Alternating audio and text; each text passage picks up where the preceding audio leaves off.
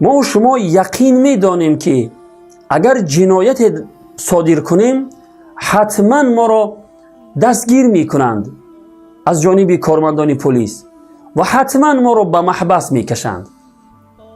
پس شما چه گمان میکنید وقتی اگر گناه صادر کنید و در شریعت پروردگار قانون شکنی کنید، آیا شما را خداوند بی جزا میماند؟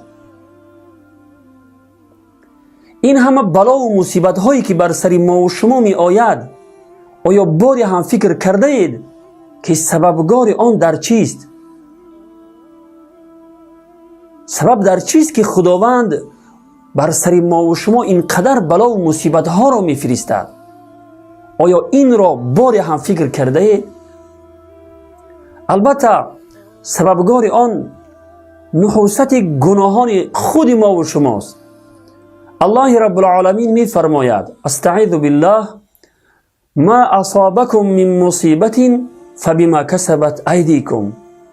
هر بلا و مصیبتی که بر سر شما می آید به سبب گناهانی است که خود شما انجام داده اید. سبحان الله.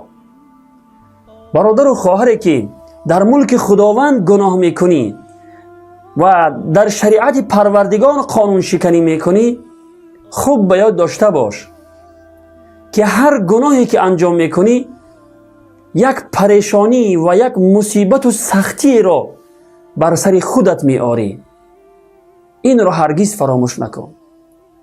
و السلام علیکم و رحمت الله و برکاته.